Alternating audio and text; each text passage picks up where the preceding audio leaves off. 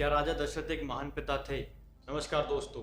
राजा दशरथ को एक महान राजा के रूप में और एक महान इंसान के रूप में श्री वाल्मीकि जी की रामायण में दर्शाया गया है, लेकिन क्या वो एक महान पिता थे? राजा दशरथ इतने ज्यादा बलशाली थे कि उन्होंने अकेले ही देवताओं के साथ मिलकर राक्षसों को परास्त कर दिया था और जो स्वर्ग था वो पुनः देवताओं को लौटा दिया था। लेकिन सवाल ये उठता है, इतने महान राजा होने के बावजूद, इतने महान इंसान होने के बावजूद, क्या दशरथ एक महान पिता का कर्तव्य निभा पाए? क्या वो एक अच्छे पिता बन पाए?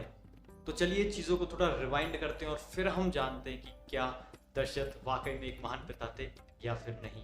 जैसा कि आप सभी लोग जानते हो कि जो राजा दशरथ थे उनको अपने जीवन के चौथे चरण यानी कि बुढ़ापे में आके उनको जो है पुत्रों की प्राप्ति हुई थी और एक नहीं बल्कि चार चार पुत्र हुए थे। और हिंदू धर्म के अनुसार हमारे जो जीवन की अवस्थाएं होती हैं या फिर हमारे जीवन की जो स्टेजेस होती हैं वो कुछ इस प्रकार हैं।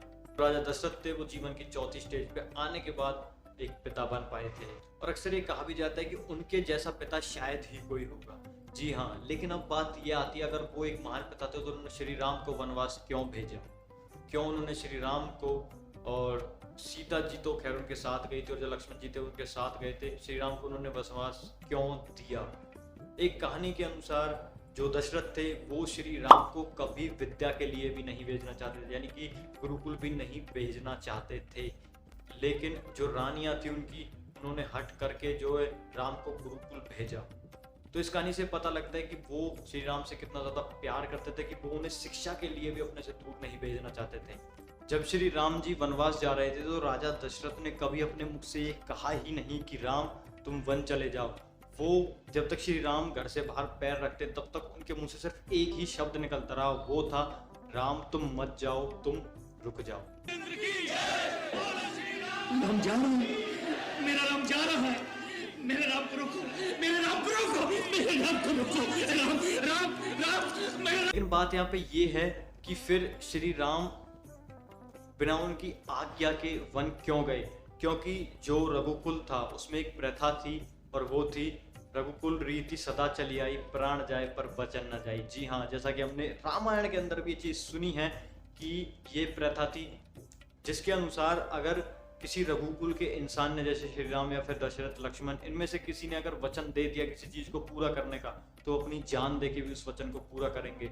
और ये जो वचन थे ये राजा दशरथ ने दिए थे रानी कैकेयी को। और रानी कैकेयी ने उस टाइम ये कहा था, ये बहुत लंबी कहानी है, लेकिन रानी कैकेयी ने उस टाइम ये कहा था कि मैं अभी नहीं मांग रही इन वचनों को आपसे, और टाइम आने पे मैं इनको जो है मांग लूंगी। लेकिन राजा दशरथ को नहीं पता था कि ये उनके दो वचन इतना बैड इम्पैक्ट डालने वाले हैं फ्यूचर में कि कभी किसी ने सोचा भी नहीं होगा इस चीज़ के बारे में। और एक महत्वपूर्ण चीज़ यहाँ पे ये भी है कि राजा दशरथ ने राम के वियोग में अपने प्राण त्याग दिए। लेकिन इस चीज़ को मैं इतना ज़्यादा वैलिड प्रूफ नहीं मांगता क्योंकि राजा दशरथ को श्राप था कि उनकी मृत्यु पुत्र वियोग में होगी, जो कि दिया था श्रवण कुमार के माता पिता ने। जब राजा दशरथ ने श्रवण कुमार को बाण मार के गलती से श्रवण कुमार की मृत्यु कर दी थी राजा दशरथ ने।